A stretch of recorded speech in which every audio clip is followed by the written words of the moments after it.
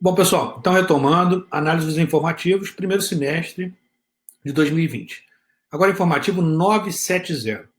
No informativo 970, discute-se a possibilidade do amicus curiae ampliar o pedido feito pelo legitimado ao propor a respectiva ação.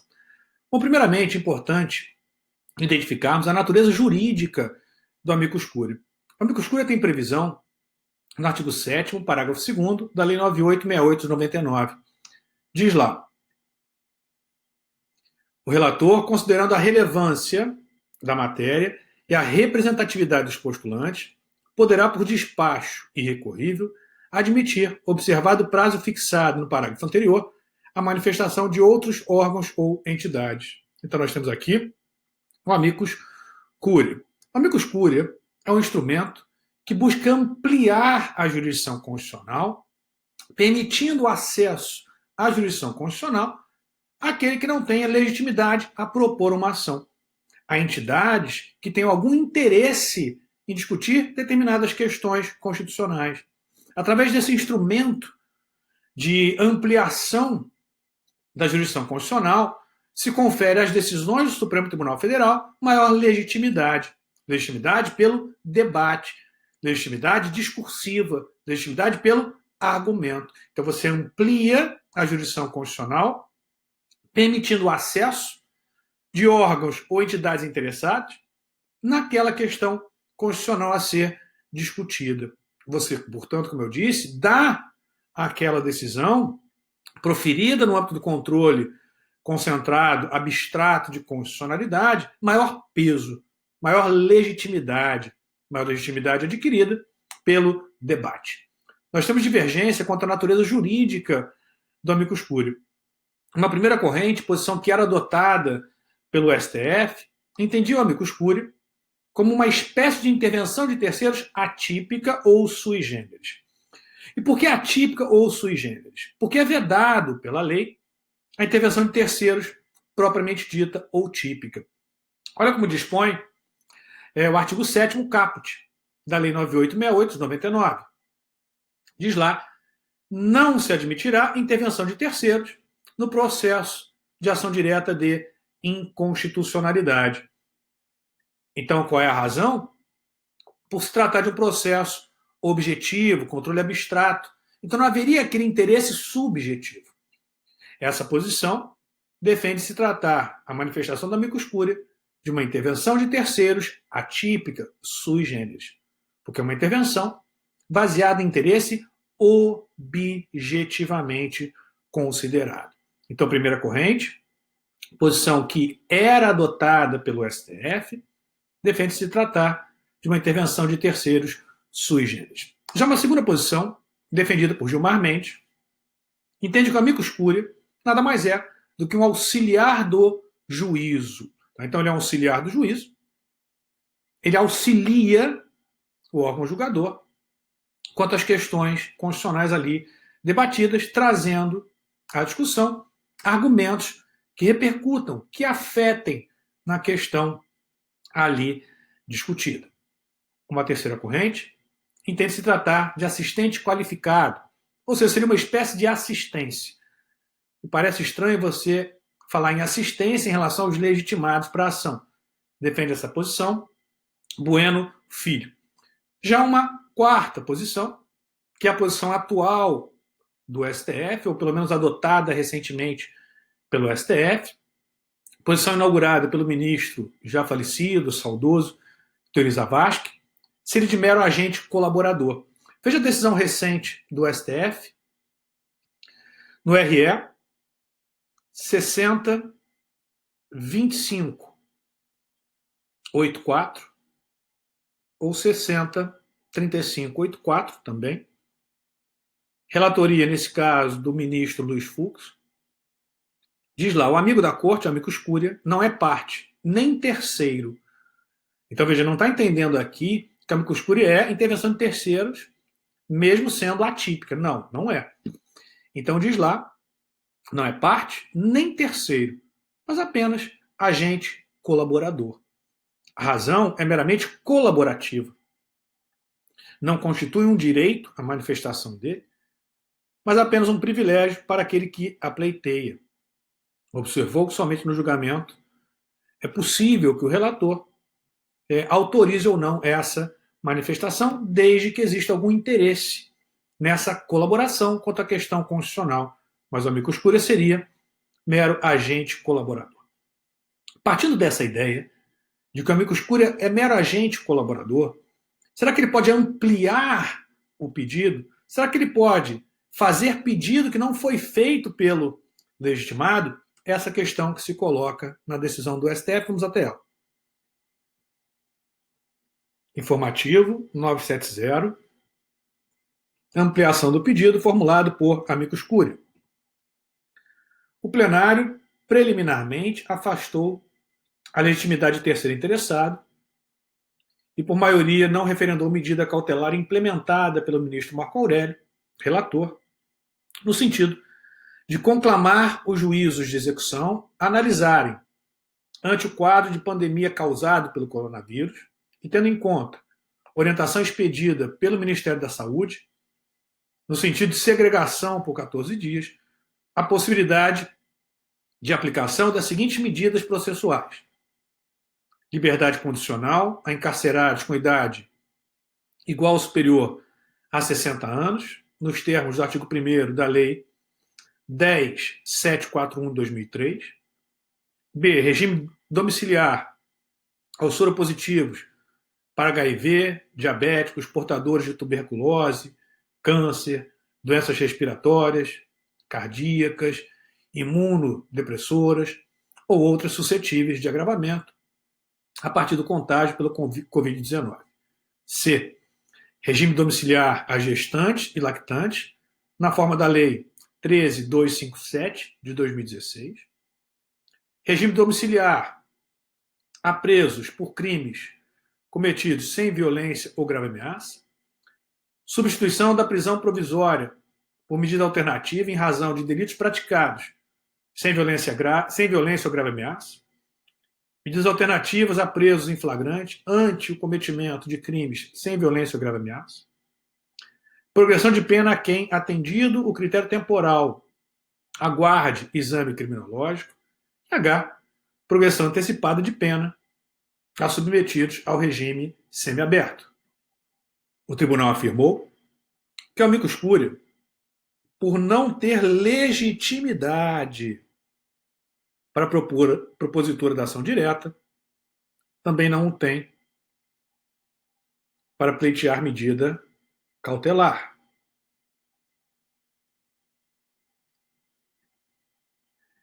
Então veja que se o amicus curiae não pode propor a ação, também não pode pleitear cautelar e muito menos ampliar o pedido feito pelo respectivo legitimado.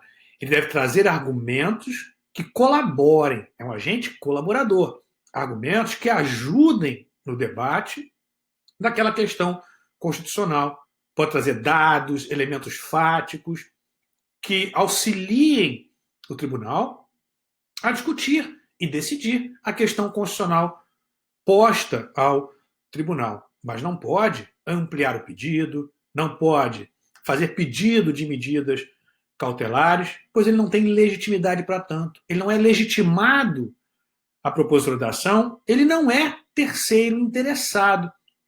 Aqui se trata, posição atual do Supremo Tribunal Federal, como mostrado, de mero agente colaborador. Então, voltando à decisão,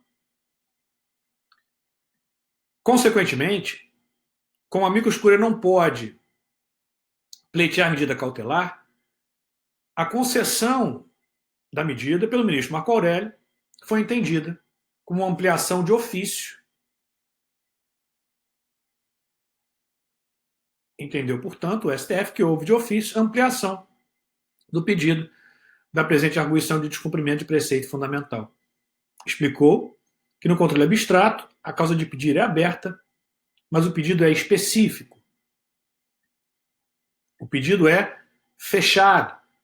Eventualmente, é possível até se aditar o pedido, por exemplo, em caso de revogação superveniente que altere o objeto de controle, mas quem tem que fazer isso é o legitimado. Não pode o tribunal fazê-lo de ofício. E se a medida cautelar, como no caso foi pleiteada pelo amicus curiae, e o relator deferiu a medida, entende-se que houve ampliação de ofício. Porque se o amicus curiae não tem legitimidade para pleitear, e o relator deferiu a medida, ele deferiu de ofício.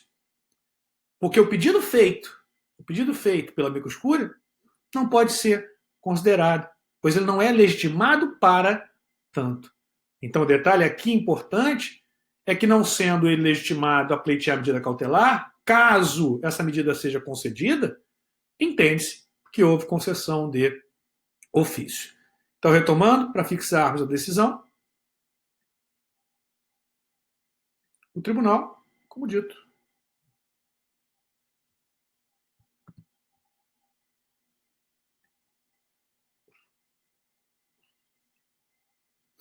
o tribunal afirmou que o amicus curiae não tem legitimidade para a propositura da DI, também não tem para pleitear a medida cautelar. Entendeu que houve, consequentemente, de ofício, ampliação do pedido na presente arguição de descumprimento de preceito fundamental. Explicou que no controle abstrato a causa de pedir é aberta, mas o pedido é específico, o pedido é fechado. ADPF 347, informativo 970. Bom, pessoal, retomando, vamos agora analisar informativo 973, que trata da repartição de competências constitucionais. Com relação à repartição de competências constitucionais, é importante, primeiramente, que a gente saiba identificar a natureza da competência estabelecida na Constituição. As competências podem ser político-administrativas ou legislativas. As competências político-administrativas são exclusivas ou comuns. Exclusiva, praticada apenas por aquele ente, ou comum, alcançando simultaneamente todos os entes da federação, não havendo predomínio de um ente sobre o outro. Haveria aqui, verdadeiramente, um condomínio entre os entes federativos. Então, competência político-administrativa, exclusiva ou comum. Já a competência legislativa, ela pode ser privativa, apenas aquele ente legisla sobre aquele tema, ou concorrente. Na competência concorrente, a Constituição fixa para um ente da federação, nós vamos ver qual, a competência para estabelecer normas gerais, e para os demais entes da federação, para editarem normas específicas para atenderem seus interesses. Então, retomando, competência político-administrativa, exclusiva ou comum. Exclusiva apenas aquele ente, comum, caracterizada pela simultaneidade no exercício. Já a competência legislativa, privativa, indicando que apenas aquele ente federativo legisla sobre aquela matéria. Importante aqui destacar que na competência privativa legislativa admite-se a delegação. Então, o ente competente privativamente pode, excepcionalmente, delegar essa competência para que os demais entes da federação legislem sobre questões específicas. Na competência privativa, é necessário que exista essa delegação para que os demais entes legislem sobre questões específicas, sob pena de inconstitucionalidade. Já na competência legislativa concorrente, como eu disse, a Constituição confere a determinado ente da federação competência para legislar, estabelecendo normas gerais. E confere para os demais entes competência para legislar sobre questões específicas. Nessa hipótese, os demais entes federativos, competentes para legislar sobre questões específicas, não dependem de autorização da entidade federativa competente para editar normas gerais, diferentemente do que é exigido na competência privativa. Na competência concorrente, a não edição de normas gerais pelo ente federativo competente, que nós vamos ver quem é.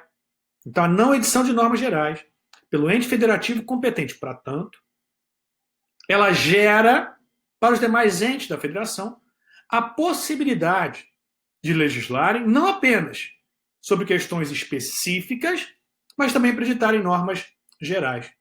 Porque a ideia é que o ente federativo não fica esperando ad eterno o outro ente federativo para que ele possa legislar sobre questões específicas. Então, se o ente competente para editar normas gerais não o faz, a competência do ente para editar normas específicas é ampliada. Ampliada para que ele possa, na omissão da edição de normas gerais pelo ente competente, também editar normas gerais. Nesse caso, editar a norma geral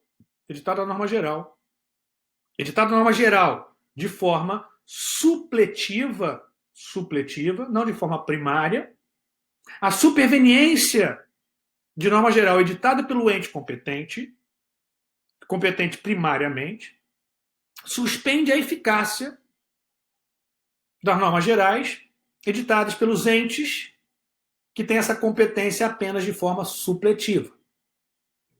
Então, a edição superveniente de norma geral pelo ente responsável primariamente pela edição dessas normas suspende a eficácia de normas gerais editadas pelos entes que exercem essa competência supletivamente. Vamos agora à Constituição, que a gente vai conseguir visualizar isso da melhor forma. Se você for à Constituição, lá no artigo 21, diz lá: compete à União, inciso 1, manter relações com estados estrangeiros. Inciso 2, declarar guerra, celebrar paz. Inciso 3, assegurar a defesa nacional. Inciso 7, emitir moeda. Então perceba que todos os incisos do artigo 21 começam com um verbo. Verbo indicação, fazer, movimento. Portanto, a natureza aqui é político-administrativa. Então, essa competência definida no 21 é político-administrativa. Começou com verbo, é político-administrativa. Exclusiva. Apenas, nesse caso, a União pode exercer, não é passível de delegação. Então, não é passível de delegação. Então, vimos competência político-administrativa exclusiva. Agora, a gente vai pular para o artigo 23. As competências são alternadas para vermos a segunda hipótese de competência político-administrativa, que é a político-administrativa comum. Olha lá, o 23 é da competência comum da União, dos Estados, DF e municípios. Começa com verbo todos os incisos? Sim. Zelar, cuidar, proteger, preservar, fomentar, promover, combater, registrar, estabelecer. Todos os incisos começam com verbo. Então, indica esse movimento político-administrativo. Então, 23, competência comum político-administrativa. Alcança simultaneamente todos os entes da federação. Não há relação de preferência. Não há relação de predominância. Esse detalhe é importantíssimo para entender. Importantíssimo para entendermos. Então não há aqui prevalência da vontade da União, dos estados, do DF, dos municípios, porque a competência alcança simultaneamente todos os entes da federação. Professor, mas e se nesse caso nós tivermos normas conflitantes, atos conflitantes entre esses entes da federação? O STF tem adotado uma posição, primeiro, de privilegiar as entidades federativas menores e mais, privilegiar aquele ato que mais promova a Constituição, que mais promova as finalidades estabelecidas na Constituição. Então, se você tiver esse conflito aparente, vai ser identificada, primeiro, aquela norma que mais promova a Constituição, os direitos constitucionais, os valores fundamentais, privilegiando-se a autonomia das entidades menores, em nome do princípio federativo. Então, vimos aqui competência político-administrativa, exclusiva e comum. Agora, competência legislativa, começando pela privativa, lá no 22, compete privativamente à União legislar sobre.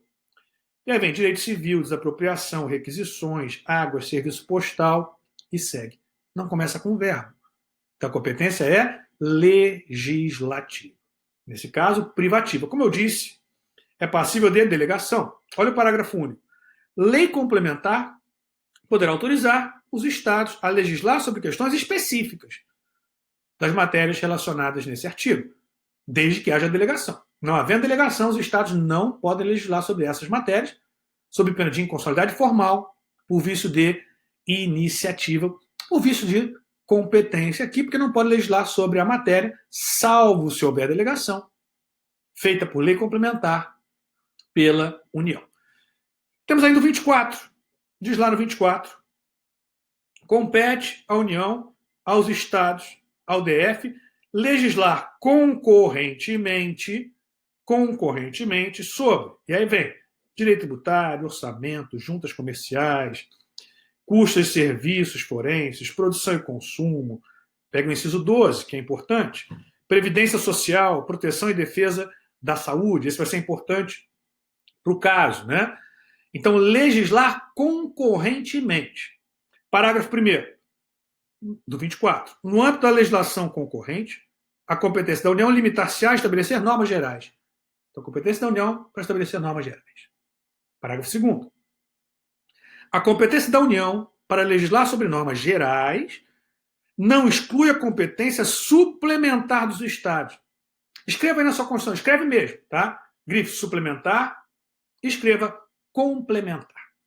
Aqui no parágrafo 2º do 24, nós temos a chamada competência concorrente suplementar complementar, que indica que os estados podem legislar sobre questões específicas, mas não podem editar normas gerais. Já no parágrafo 3º, olha o que diz lá. Inexistindo lei federal sobre normas gerais, os estados exercerão competência legislativa plena, grife, legislativa plena, para atender às suas peculiaridades. Aqui no parágrafo 3º nós temos a chamada competência concorrente suplementar supletiva, que indica que os estados e Distrito Federal, na inexistência de lei federal, podem editar também normas gerais. E parágrafo 4º. A superveniência de lei federal sobre normas gerais suspende a eficácia da lei estadual no que lhe for contrário. Então, a superveniência da lei federal, ela não vai revogar as leis estaduais, ela vai suspender a eficácia das leis estaduais. Mas veja que aqui no 24, a Constituição não faz referência aos municípios. Nos municípios, nós temos o artigo 30 da Constituição, inciso 2 e inciso 1. Poxa, professor, não é 1 e 2? A gente vai começar pelo 2. Tá? Então, artigo 30, inciso 2 e inciso 1. Diz lá no artigo 30. Compete aos municípios, inciso 2, suplementar a legislação federal, estadual no que couber. Veja só, suplementar é a mesma expressão utilizada no 24, parágrafo 2º. Diz lá, a competência da União para legislar sobre normas gerais não exclui a competência suplementar dos estados. Olha o 30. Também utiliza a expressão suplementar. Compete aos municípios suplementar a legislação federal e estadual no que couber. Então, o STF entende que o município também possui competência concorrente suplementar. Embora o caput do 30 não fale competência concorrente, mas a competência concorrente ela é suplementar. Podendo ser suplementar complementar ou suplementar supletivo. Na suplementar complementar, nós vimos que a competência para legislar sobre questões específicas. Já a competência suplementar supletiva é para editar normas gerais, na ausência de normas gerais editadas pelo ente federativo competente originariamente. No que diz respeito aos municípios, existe divergência doutrinária se os municípios teriam competência suplementar supletiva. Que ele tem competência suplementar complementar, isso aí é pacífico. Mas ele teria competência suplementar supletiva, ou seja, poderia, na ausência de lei federal ou lei estadual sobre normas gerais, editar no âmbito do município normas gerais e, claro, na superveniência de lei estadual ou lei federal sobre normas gerais, suspende a eficácia da lei municipal. Manuel Gonçalves Ferreira Filho entende que não. Entende que os municípios possuem apenas competência suplementar complementar. Já Ingo Sarlet e outros, né, entende que os municípios possuem competência suplementar, complementar, pacífico, mas também competência suplementar, supletiva. E por que isso? Porque os municípios, assim como os estados e DF, são dotados de autonomia nos termos da Constituição. Olha como dispõe o artigo 18, caput da Constituição. A organização político-administrativa da República Federativa do Brasil compreende a União, os estados, o DF e os municípios, todos autônomos nos termos da Constituição. Então, assim como o Estado pode, para atender às suas peculiaridades, editar normas gerais na ausência de lei federal, o município também pode, porque, do contrário, a autonomia do município fica prejudicada. Na ausência de legislação federal ou estadual, se for o caso, sobre normas gerais, o município fica impedido de legislar, não pode sequer editar norma específica. Porque a edição de norma específica depende da existência de norma geral. Não poderia. Então ele ficaria prejudicado no que diz respeito à sua autonomia. Então essa corrente entende que os municípios também possuem competência suplementar supletiva. Então, pois o município possui competência suplementar, complementar e competência suplementar supletiva. Mas a questão que a gente vai trazer é mais específica no que diz respeito a um tema que é o tema do momento, que é saúde pública. Olha lá o artigo 23, inciso 2. É competência comum da União, dos Estados, do DF e dos municípios, inciso 2, cuidar da saúde pública, da proteção e garantia das pessoas portadoras de deficiência.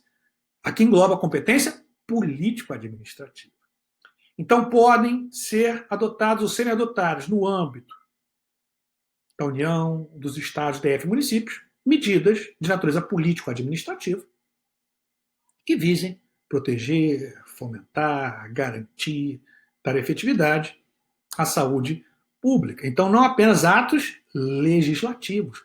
Aqui a competência é político-administrativa e é comum, como eu disse, é simultânea, conferida simultaneamente a todos os entes da federação. Não há relação de preferência.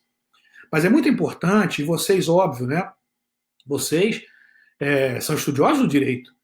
Então vocês têm que saber o que foi decidido pelo STF. A gente escuta muito, né, decisões, o STF impediu o presidente da República de adotar medidas de contenção à pandemia, ao coronavírus. Não é verdade. Nós vamos ver na decisão que o STF não fez isso. O STF em nenhum momento disse que a competência era só do Estado, era só do município, retirou a competência do presidente, não. O STF disse, olha só, a competência é de todos. Inclusive, o Brasil adota um sistema de federalismo cooperativo e não de briga entre os entes da federação, não de disputa para ver quem tem mais poder, pois a finalidade da Constituição não é garantir mais ou menos poder à União, aos estados, aos municípios, a prefeito, a governador ou ao presidente, mas é garantir os direitos fundamentais. De quem? Seu, meu, nossos direitos fundamentais. Olha o parágrafo único do artigo 23 da Constituição. Leis complementares fixarão normas para cooperação. Olha o federalismo cooperativo. Para a cooperação entre a União, os estados, o DF e os municípios, tendo em vista o equilíbrio do desenvolvimento e do bem-estar em âmbito nacional. Federalismo cooperativo, federalismo de cooperação. Então, o STF em nenhum momento incitou a guerra entre os entes da federação. Não foi isso que o STF diz. Nós vamos ver a decisão. Tá?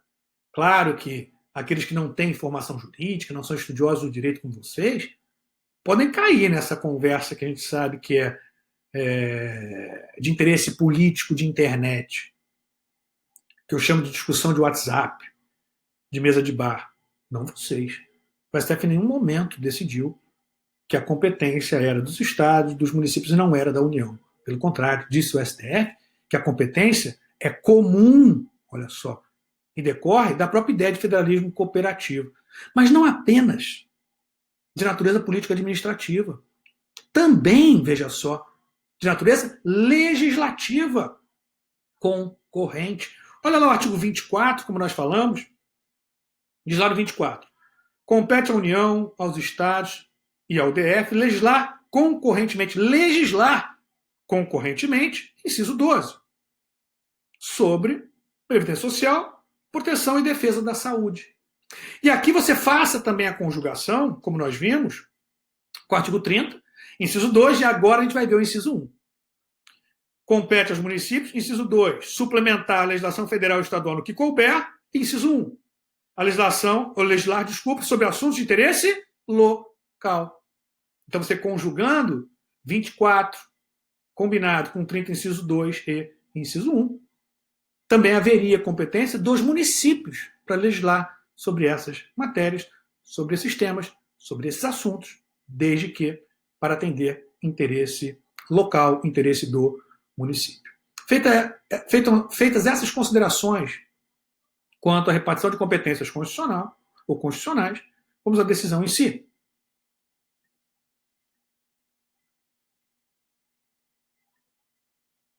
Informativo 973. Direito Constitucional e Organização do Estado. Covid-19, saúde pública e competência concorrente.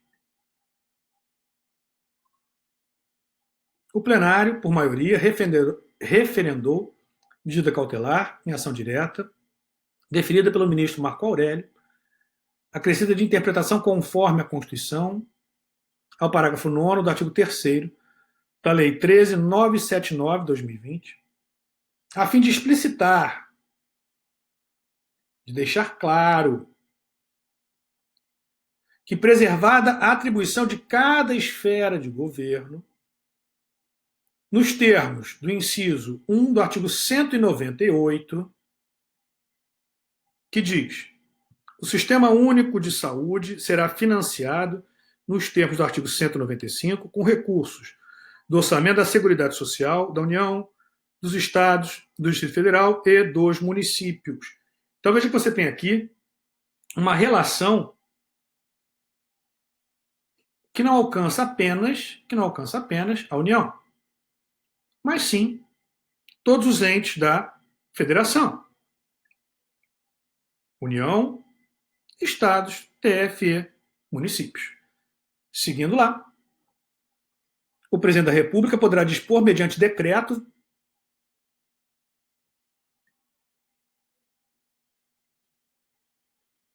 sobre serviços públicos e atividades essenciais. A ação foi ajuizada em fase de medida provisória, 926/2020, que alterou o artigo 3º, caput incisos 1, 2 e 6 e parágrafos 8º, 9º, 10 e 11 da respectiva Lei Federal 13.976. O relator deferiu em parte a medida cauteladora para tornar explícita, ainda diz, no campo pedagógico, olha só. A competência concorrente. Afirmou que o caput do artigo 3º sinaliza a quadra vivenciada ao referir-se ao enfrentamento da emergência de saúde pública, de importância internacional decorrente do coronavírus. Mais do que isso, revela o endosso a atos de autoridade no âmbito das respectivas competências, visando o isolamento, a quarentena, a restrição excepcional e temporária, conforme recomendação. Aqui também é importante esse detalhe da decisão, recomendação técnica e fundamentada por órgãos técnicos, por portos, por rodovias ou aeroportos de entrada e saída, bem como a locomoção interestadual e intermunicipal, sobre os dispositivos impugnados. Frisou que o parágrafo 8º versa a preservação do exercício e funcionamento dos serviços públicos e atividades essenciais. O parágrafo 9º atribui ao presidente da República, mediante decreto, a definição dos serviços e atividades enquadrados. O parágrafo 10 prevê que somente poderão ser adotadas as medidas em ato específico, em articulação prévia com o órgão regulador, ou poder concedente ou autorizador. E, por último, parágrafo 11 veda a restrição à circulação de trabalhadores que possa afetar o funcionamento de serviços públicos e atividades essenciais. Então, veda a restrição à circulação. Então, veda a proibição à circulação. Assinalou que, ante o quadro revelador de urgência e necessidade de disciplina, foi ditada a medida provisória com a finalidade de mitigar-se a crise internacional que chegou ao Brasil. O artigo 3º caput remete às atribuições das autoridades quanto às medidas a serem implementadas. Não vislumbrou transgressão a preceito da Constituição. Ressaltou que as providências não afastam atos a serem praticados, olha o detalhe importante, não afastam atos a serem praticados pelos estados, DF e municípios, considerada a competência concorrente. Aqui, na verdade, quando ele indica, tem até uma pequena tecnia aí, quando ele indica a competência concorrente e faz referência ao 23, o que se tem, na verdade, aqui é competência comum. Tá? Então, você tem uma pequena tecnia na decisão. Quando ele faz referência à competência concorrente do 23, tem um erro aqui. Tá? A concorrente no 24. No 23 é a comum. Olha lá novamente a Constituição, artigo 23 e artigo 24. 23 é da competência comum da União, dos estados, DF e municípios. Inciso 2, cuidar da saúde, da assistência pública. Mas também é competência concorrente legislativa. Olha lá o 24. Compete à União, aos estados, ao DF, e aí combinado com 30, inciso 2 e inciso 1. Inciso 12 do 24, legislar sobre previdência social, proteção e defesa da saúde. Então, retomando, você pode sim corrigir, tá? Então, quando faz referência à competência concorrente, na forma do 23, inciso 2, o correto é competência comum. O tribunal conferiu interpretação conforme a Constituição ao parágrafo 9º do artigo 3º, vencidos quanto ao ponto, o ministro relator, o ministro Dias Toffoli. A Corte enfatizou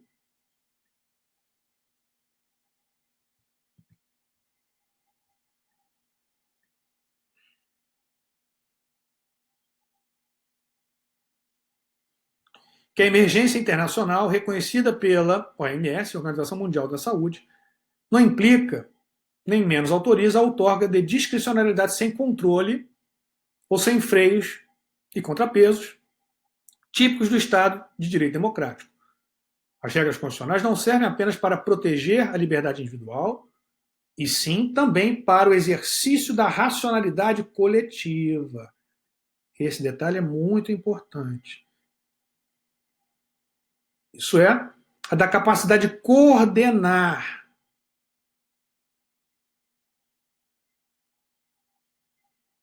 as ações de forma eficiente.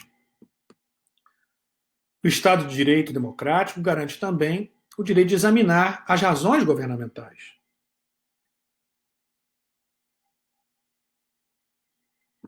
E o direito da cidadania de criticá-las. Os agentes públicos agem melhor, mesmo durante as emergências, quando são obrigados a justificar suas ações. O exercício da competência constitucional para as ações na área de saúde deve seguir parâmetros materiais a serem observados pelas autoridades políticas. Esses agentes públicos devem sempre justificar as suas ações. E, à luz dessas ações, que o controle dessas próprias ações pode ser exercido pelos demais poderes e, evidentemente, por toda a sociedade. Sublinhou que o pior erro na formulação de políticas públicas é a omissão, sobretudo a omissão em relação às ações essenciais exigidas pelo artigo 23. É grave do ponto de vista constitucional, quer sob o manto de competência exclusiva ou privativa, que sejam premiadas as inações do governo federal, impedindo que estados e municípios, no âmbito de suas respectivas competências, implementem as políticas públicas essenciais. Ou seja, se o estado e o município faz o que a Constituição determina, não é possível que, sob o manto de uma competência exclusiva e privativa, você premie a inação, o não fazer do governo federal. Porque o não fazer prejudica a Constituição, a efetividade da Constituição, das políticas públicas, dos direitos fundamentais. Então veja que a inconstitucionalidade, nesse caso, decorre não de um fazer dos estados e municípios, mas sim de um não fazer, no caso específico do governo federal. Então a inação do governo federal é que viola a Constituição, é que prejudica a força normativa da Constituição, os direitos fundamentais, o direito à saúde, as políticas públicas. A atuação dos estados e municípios, nesse caso, ela é importante porque elas sim é que estão promovendo o que a Constituição determina.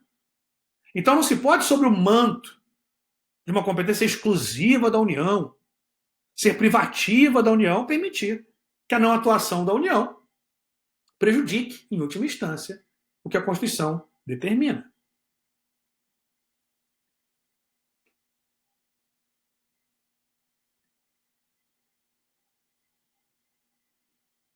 Então é grave, do ponto de vista constitucional, que é sobre o mando da competência exclusiva ou privativa, que sejam premiadas as inações do governo federal, impedindo que estados e municípios, no âmbito de suas respectivas competências, aqui é importante, no âmbito de suas respectivas competências, implementem as políticas públicas essenciais, determinadas pela Constituição. O Estado garantidor dos direitos fundamentais não é apenas a União, mas também os Estados-membros e os municípios. Asseverou que o Congresso Nacional pode regular de forma harmonizada e nacional determinado tema ou política pública. No entanto, o seu silêncio, na ausência de manifestação legislativa, quer por iniciativa do Congresso Nacional, quer por iniciativa da chefia do Poder Executivo Federal, não se pode tolher, impedir que os demais entes atuem na promoção de direitos fundamentais. Assentou que o caminho mais seguro para a identificação do fundamento constitucional, no exercício da competência dos entes federativos, é o que se depreende da própria legislação. A Lei 8.080, de 90, a chamada Lei do SUS, Sistema Único de Saúde, dispõe sobre as condições para a promoção, proteção, recuperação da saúde e assegura esse direito por meio de municipalização dos serviços. Então, a própria Lei do SUS, ela indica essa municipalização. A diretriz constitucional da hierarquização, que está no caput 198, não significou e nem significa hierarquia. Então, não significou e nem significa hierarquia, olha o que eu disse para vocês, entre os entes federados, mas comando único dentro de cada uma dessas esferas respectivas de governo. Entendeu ser necessário ler as normas da Lei 13.979 como decorrente de competência própria da União para legislar sobre vigilância epidemiológica. Nos termos da Lei do SUS, o exercício dessa competência da União não diminui competência própria dos demais entes da Federação na realização dos serviços de saúde. Afinal de contas, a diretriz constitucional é a própria municipalização desse serviço. O colegiado rejeitou a atribuição de interpretação conforme a Constituição, artigo 3º, inciso 6, a linha B, da Lei 13.979, vencidos no ponto o ministro Alexandre de Moraes e Luiz Fux. Para eles, desde que a restrição excepcional e temporária de rodovia intermunicipal seja de interesse nacional, a competência é da autoridade federal. Porém, não impede, eventualmente, que o governo estadual possa determinar restrição excepcional entre rodovias estaduais e intermunicipais, quando não afetar o interesse nacional, mas sim o interesse local. Complementando, são todos temas interligados. Informativo 974, Direito Constitucional à Organização dos Poderes, Covid-19, tramitação de medidas provisórias. O plenário iniciou o julgamento conjunto de referendos em medidas cautelares concedidas em ADPF, em que se discute a possibilidade de que, durante a situação emergencial provocada pela pandemia do novo coronavírus, medidas provisórias sejam instruídas por sessão remota no plenário da Câmara dos Deputados e do Senado Federal, mediante a emissão de parecer por parlamentar previamente designado em substituição à comissão mista. Aqui mais uma decisão relativa à pandemia do coronavírus, né? E nessa decisão informativa 974, a questão que se põe é se seria possível, na tramitação de medidas provisórias, se afastar em razão da pandemia, temporariamente, a aplicação do parágrafo 9º do artigo 62 da Constituição, que determina caber à comissão mista apreciar medidas provisórias e sobre elas emitir parecer antes de serem apreciadas pelo plenário de cada casa do Congresso Nacional. Esse parágrafo 9º do 62, o STF entende como uma etapa obrigatória do processo de apreciação de medidas provisórias sob pena de inconstitucionalidade. Então, se não apreciado pelas comissões, é tido como inconstitucional, diz o STF, porque essa fase é uma fase obrigatória do processo de apreciação de medidas provisórias. Mas acho que nesse caso o STF vai permitir o afastamento em razão da pandemia. Vai pedir o afastamento dessa regra constitucional, dessa exigência constitucional, tendo em conta as circunstâncias fáticas apresentadas. Olha lá o parágrafo 9º do artigo 62. Caberá à comissão mista de deputados e senadores examinar as medidas provisórias e sobre elas emitir parecer antes de serem apreciadas em sessão separada pelo plenário de cada uma das casas do Congresso Nacional. Como eu disse, o STF tem jurisprudência pacífica de que a não observância do parágrafo 9º gera, inclusive, a inconstitucionalidade de eventual lei de conversão da medida provisória. Mas, nesse caso, o STF admitiu, como eu disse, em razão das circunstâncias fáticas, afastar a exigência desse parágrafo 9º do artigo 62 da Constituição. Eu, particularmente, acho que o mais adequado seria que você tivesse manifestação da comissão mista do Congresso Nacional, ainda que por sessão remota. Tá? Mas vamos ver qual foi a posição adotada pelo Supremo Tribunal Federal. Então, o plenário iniciou o julgamento conjunto de referendos em medidas cautelares concedidas em ADPF, em que se discute a possibilidade de que, durante a situação emergencial provocada pela pandemia do novo coronavírus, medidas provisórias sejam instruídas por sessão remota na Câmara dos Deputados e no Senado Federal, mediante a emissão de parecer por parlamentar previamente designado. Aqui me parece o problema dessa decisão. Eu penso que deveria ser o parecer ainda emitido pela comissão mista, que deveria se manifestar remotamente. Mas aqui colocou em substituição a comissão mista.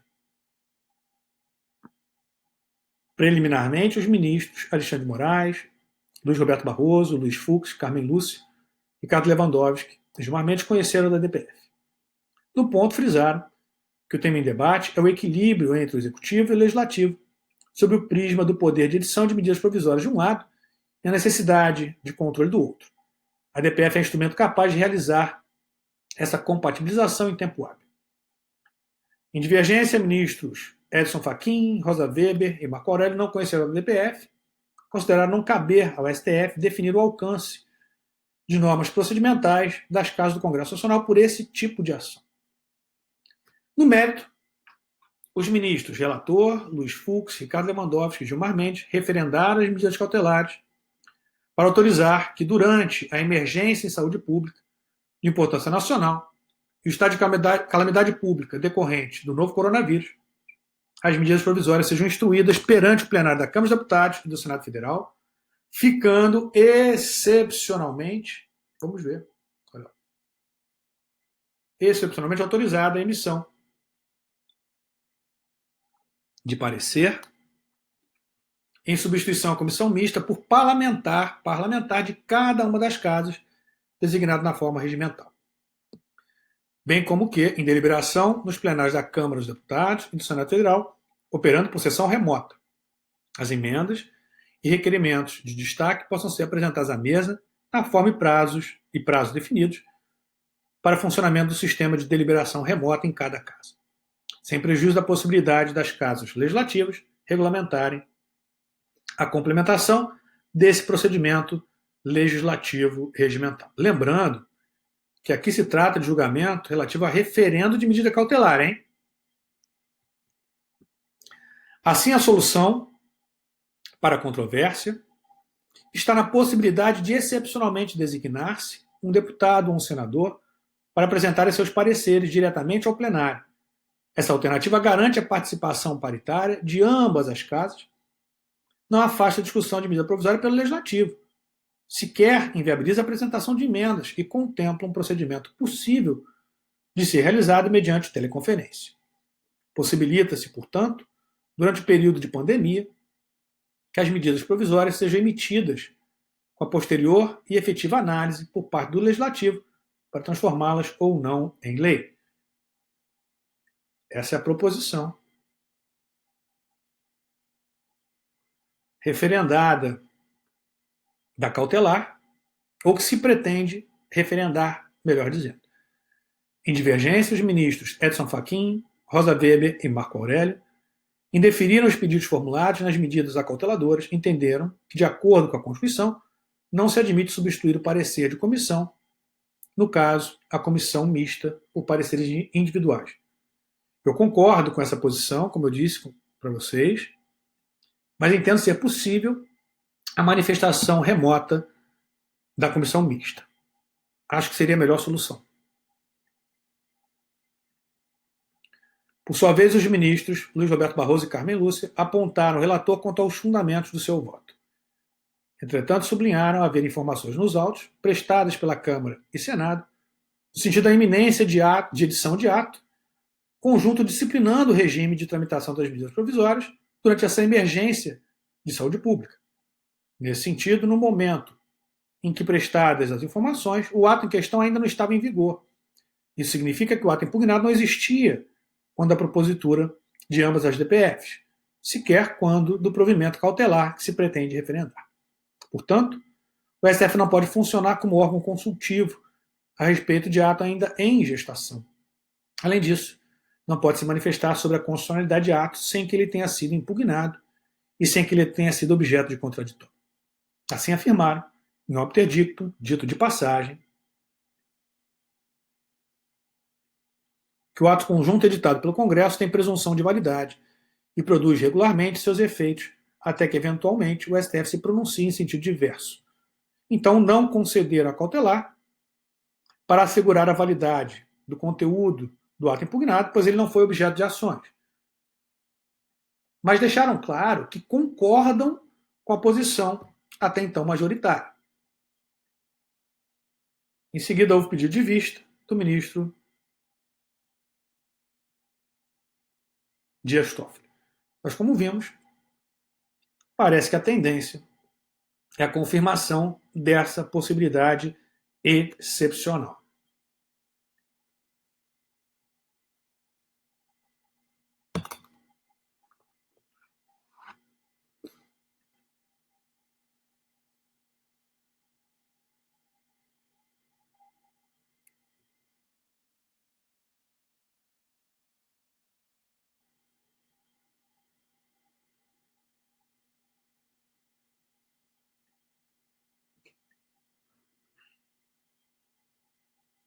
Fechamos, portanto, com o informativo 976. Fechamos esse bloco, claro, com o informativo 976.